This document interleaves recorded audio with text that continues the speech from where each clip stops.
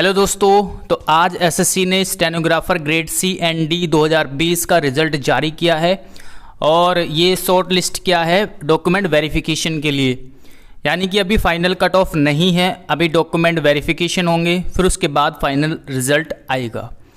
तो काफ़ी ज़्यादा कट ऑफ यहाँ पर इंक्रीज़ की गई है। जो आपके रिटन एग्ज़ाम की जो कट ऑफ लगी थी रिटन टेस्ट की,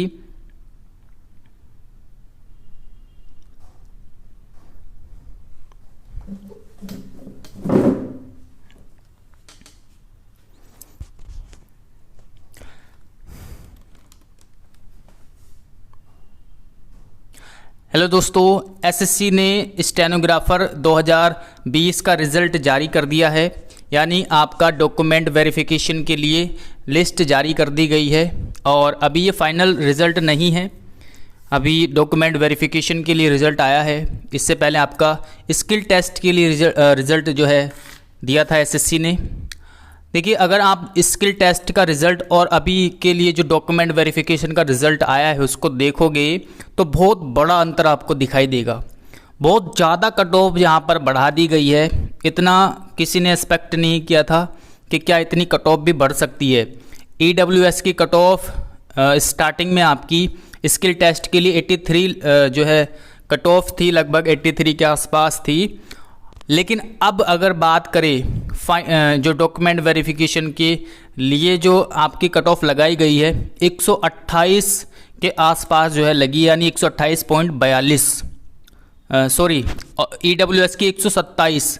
तो 127 कहाँ पर 83 पर आप कट ऑफ लगा रहे थे, अब जो है 127 कट ऑफ कर दी गई है।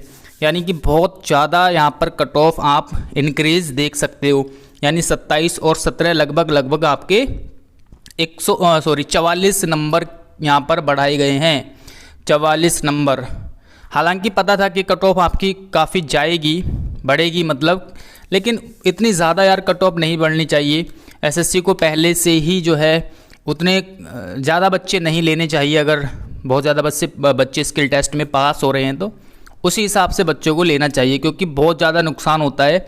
अब जिसके कट ऑफ से 15 मार्क्स या 20 मार्क्स एक्स्ट्रा थे, तो वो कहीं ना कहीं अपने आप को मतलब समझ लेते कि यार हम जो है सिलेक्शन शायद हमारा हो जाए, तो उस उम्मीद में वो रहने लगते हैं, तो फिर उतनी अच्छे से तैयारी भी नहीं कर पाते। तो उसी हिसाब से जो है बच्चों को शॉर्ट लिस्ट करना चाहिए स्किल टेस्ट के लिए, क्योंकि स्किल टेस्ट बहुत इजी होता है, सभी लोग इसको पास कर लेते हैं। स्किल टेस्ट बहुत ज़्यादा टफ नहीं हो रहा, बहुत इजी स्किल टेस्ट हो रहा है, तो इसलिए सभी बच्चे पास हो जाते हैं, फेल नहीं होते ज़्यादा बच्चे। तो इसी हिसाब से यहाँ पर कट ऑफ बहुत ज़्यादा बढ़ जाती है। ठीक है, तो कट ऑफ तो बहुत ज़्यादा है। अब भैया जो 2022 के एग्ज़ाम की प्रिपरेशन कर रहे हैं, अब वो अपनी आँखें खोल ले, तीसरी आँख आप अपनी खोल लीजिए। ठीक है, अभी अगर आप सोए हुए थे तो अब अच्छे से जाग जाइए कि हमें किस लेवल की तैयारी करनी है। ठीक है, बाकी कट ऑफ देखिए, एससी की 128 है, एसटी की 101 पर है, OBC 138 number, EWS grade D की बात कर रहा हूँ मैं, ईडब्ल्यूएस 127, जनरल की 148। ठीक है, बाकी एएसएम की 45, ओएच की 91 और वीएच 61, बाकी अदर पीडब्ल्यूडी कैंडिडेट 48। तो ये कट ऑफ है ग्रेड डी की। सी की जो है और ज़्यादा है, यानी एससी की यहाँ पर 139 है, ST 119, OBC 148, EWS 149, UR 157, OH BH आप देख सकते हो। ठीक है, ओएच की 117, वीएच की आपकी 73। आप देख सकते हो किस लेवल तक जो है कट ऑफ बढ़ाई गई है। बहुत ज़्यादा यहाँ पर मार्क्स बढ़े हुए आपको दिखाई देंगे। एससी की 103 पर थी, अब जो है ग्रुप डी ग्रेड डी की अगर बात करें तो 128 पर, यानी 25 नंबर बढ़ाए गए हैं सीधे, और ईडब्ल्यूएस के 44 नंबर। तो बहुत ज़्यादा कट ऑफ जो है उछाल यहाँ पर लगाती हुई, और पता था कि कट ऑफ तो ऊपर जाएगी, लेकिन एसएससी को उसी हिसाब से जो है सोचकर रिज़ल्ट निकालना चाहिए स्किल टेस्ट के लिए। बाकी जो है आगे जो 2022 की प्रिपरेशन कर रहे हैं वो अच्छे से तैयारी करें, सारे जो है अपना सिस्टम खोल ले, ओपन कर ले और आप कट ऑफ देखो और उस हिसाब से तैयारी करो।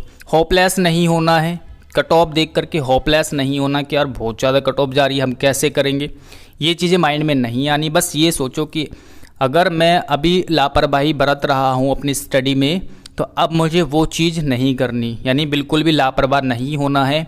या इधर उधर मैं घूमने जा रहा हूँ तो वो मुझे बंद कर देना है। मैं मोबाइल में अगर ज़्यादा टाइम जो है वेस्ट कर रहा हूँ तो वो ज़्यादा टाइम वेस्ट नहीं करना।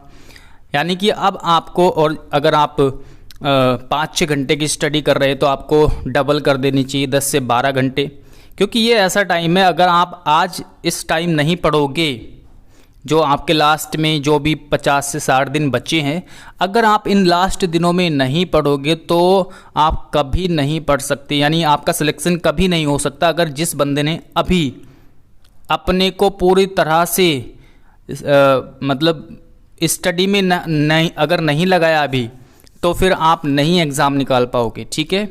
और ये रियलिटी है, क्योंकि कंपटीशन बहुत ज़्यादा टफ है और एग्ज़ाम उसी का निकलता है जो एग्ज़ाम से 2-3 महीने पहले सब कुछ भूल जाता है, दुनिया की सारी बातें भूल जाएगा, क्या हो रहा है क्या नहीं हो रहा हमें कोई मतलब नहीं है, केवल और केवल अपनी पढ़ाई पर फोकस, एग्ज़ाम पर फोकस, ठीक है। तो कुल मिलाकर के अब जो है आपको अच्छे से तैयारी करनी है और टारगेट आपका 150 के आसपास का होना चाहिए, ठीक है। रीजनिंग 45 प्लस को जो है आपको करने ही करने हैं सही। इंग्लिश में 80 के आसपास आपको सही करने ही करने हैं। जीएस में कम से कम आप 20 से 30 के बीच में आपका होना ही चाहिए स्कोर, ठीक है। तो इस तरह से अगर 80 आपने इंग्लिश में कर लिए और 45 आपने कर लिए रीजनिंग में, तो 125 और कम से कम 25 के आसपास आपके होने चाहिए जीएस में। तो 150 का टारगेट आप बनाओ और 150 पे आप सेफ रहोगे, तो कम से कम आपका 150 का टारगेट होना चाहिए, ओके। तो अच्छे से पढ़ाई करो और टाइम टेबल बनाओ। ये नहीं कि आप जो है केवल आपके सामने किताबें रखी है, साइड में फ़ोन आप चला रहे हो, ऐसे पढ़ाई नहीं होगी। पढ़ाई करो तो पढ़ाई के ढंग से करो, ठीक है, अच्छे से करो। अभी भी बहुत मौका है और अपने को जो है यानी पूरे को आपको पूरा समय पढ़ाई में ही लगा देना है, ठीक है। तो छोटी सी अपडेट देनी थी। बाकी रीजनिंग वगैरह मैं आपको करा रहा हूँ बहुत ही अच्छे तरीके से, बहुत ही बेहतरीन तरीके से।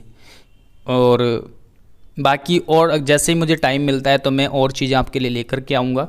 समय की थोड़ी कमी है तो इसलिए थोड़ा सा जल्दी क्लास नहीं आ पा रही है या फिर ज़्यादा चीज़ें मैं नहीं पढ़ा पा रहा हूँ। बाकी जितना पढ़ा रहा हूँ बेस्ट एकदम, इसके अलावा आपको कुछ नहीं पढ़ना। अगर मैं रीजनिंग में कोई टॉपिक पढ़ा रहा हूँ तो केवल वही पढ़ना है, इसके अलावा कुछ भी पढ़ने की आवश्यकता आपको नहीं है, ठीक है।